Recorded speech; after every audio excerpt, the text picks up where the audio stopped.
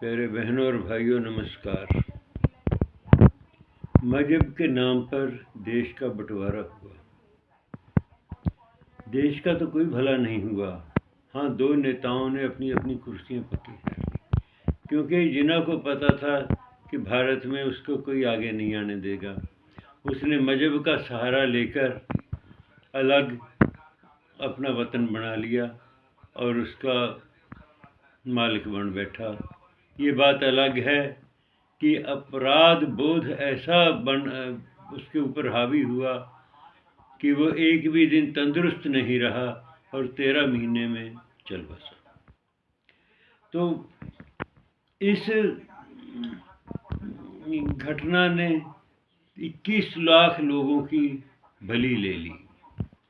तो फिर उसके बाद वो बंटवारा भी था, वो अधूरा था, क्योंकि जब मजहब के नाम पर ही देश बांटना था तो फिर उसको पूरा बांटना चाहिए था। और ये नहीं है कि आगे की मिसाल नहीं थी। 1923 में तुर्की और ग्रीस अलग हुए थे। 60% उन्होंने अपनी आबादी इधर उधर बदल के तब कहीं जाकर लाइन जो थी, डिवाइड लाइन थी, उसको सील किया था। यहाँ तो इन्होंने कुछ भी नहीं किया, बस ये था कि पब्लिक को मरवाना था, भटकाना था, उजाड़ना था। वो सब कुछ कर दिया और अपनी कुर्सियां पक्की कर ली। जब 1950 में नेहरू जी लियाकत अली खां के साथ सील बंद करने के लिए समझौता करने लगे, तो 3 नेता ऐसे थे जो नेहरू जी को टोक सकते थे। एक तो गृह मंत्री पटेल जी, दूसरे सनत मंत्री श्यामा प्रसाद मुखर्जी और तीसरे कानून मंत्री भीमराव अंबेडकर। तो इन्होंने खुलकर कहा कि नेहरू जी, आप बॉर्डर तो सील कर रहे हैं, जो लोग उधर रह गए उनके बारे में सोचिए। उन लोगों को तो साथ अब बहुत बुरी हो रही है, गुलामों से भी बुरा उनके साथ सलूक हो रहा है और उनका जीना हराम कर रखा है। आप ऐसे बॉर्डर सील कर देंगे तो उन लोगों का क्या होगा। पर ऐसा था कि हमारे तो नेता हैं ना, ये कहते हैं कि जो हमने सोच लिया वही ठीक है, क्योंकि इनको तो एसी कमरों में बैठना है, पब्लिक मरे खपे, इनको क्या।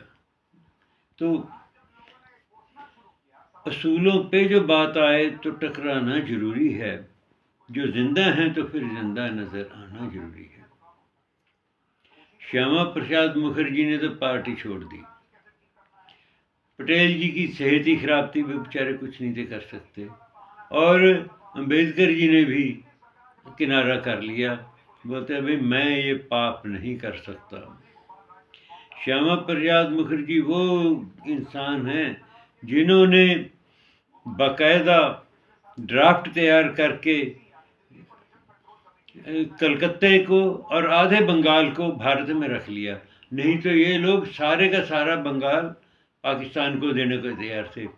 उन्होंने सारी रिपोर्ट तैयार करके वायसराय तक पहुंच की और उसको कन्विंस किया कि भाई आधा बंगाल इसमें भारत में रहना चाहिए और कलकत्ता भी भारत में रहना चाहिए।